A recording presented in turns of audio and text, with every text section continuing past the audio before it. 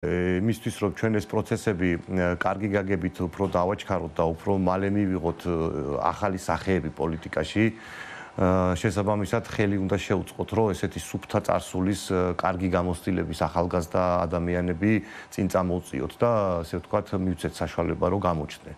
ამისთვის ერთი მხრივ ძალიან მნიშვნელოვანი არის უსაფრთხოების ეს შიდა უსაფრთხოების გარემოს დაბალანსება, ადრეც აღვნიშნე სხვა ეთერში და მეორე ძალიან მნიშვნელოვანია საზოგადოების მხრიდან მიმღებლობის ჩამოყალიბება, იმიტომ რომ როგორც კახამ აღნიშნა წლების განმავლობაში ეს საბჭოთა მენტალური მონაშთია მე ვფიქრობ მიღებული იყო წარმოდგენილი ტიპაჟების მიღება პოლიტიკურ ფიგურებად, რომლებსაც თვითონ კი არ აყალიბებდა გარემო თავისი საქმიანობებიდან გამომდინარე ამ პოლიტიკური ბატალიების განმავლობაში, არამედ პარტიული ნომენკლატურა მოიყვანდა და დასვალდა.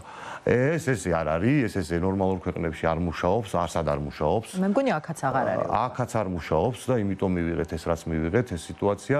შესაბამისად საზოგადოებას ქართველებო მინდა მოგმართოთ რომ გაგებით მოეკიდეთ ახლა ყველა ვერ დაილაპარაკებს აბდაიგზე და ნიჩეზე ერთნაირად, მაგრამ ნუ შეგვიძლია ვისაუბროთ იმ თემებზე, რომლებიც ყველას გვაღელვებს. ჩვენ ვართ ჩვენი ქვეყნის შვილები და შესაბამისად ერთმანეთს და ერთმანეთის სხვადასხვა მისწრაფებებს გაგებით უნდა მოვეკიდოთ.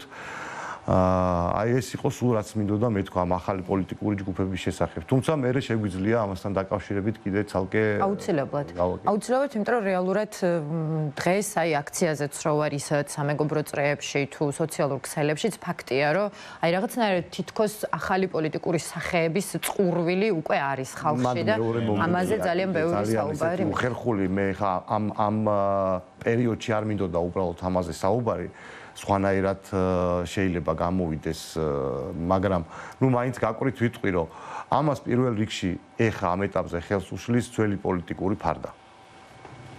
იმიტომ რომ მერწმუნეთ, როცა არის ის ჭრდილი, რომელშიც არავის არ უნდა რომ გაჩერდეს, ხო, ყოველთვის ერიდება ხალხი ამ ჭრდილთან ახლოს ყოფნას და შესაბამისად, რა ვიცი, ამ ჭრდილსაც მოუწოდებ, რომ ცოტა გაიძიონ ახალგაზრდებს. თუმცა მე მგონია, რომ მაინც კი, აბსოლუტურად გეთანხმებით ახალგაზრდებს და მართლა ისეთი ახალი გონიერი, ჭკვიანი და კეთილსინდისიერი ხალხი გამოჩნდა მთელ ამ პროცესში, რომ ნამდვილად უნდა გაეხსნათ მათ გზა ფართო აუცილებლად და მათი იმედი ნამდვილად გვაქვს და მე მგონია რომ თლიანი ეს პროცესი ისეც ხედავთ რომ რაღაცეებს თავისთავად აჩენს და იმედი მაქვს და მესამესაც დავამატებ მაშინ ძალიან მოკლედ თორე საერთაშორისო აქტორების ჩართულობა საერთაშორისო წარმომადგენლობები დიპლომატიური წარმომადგენლობები ის ოფისები რომლებიც საქართველოში ჯერ კიდევ მუშაობენ და არსებობენ უნდა გადაეწყონ სხვა ესე ვთქვათ მიდგომაზე და უფრო მეტი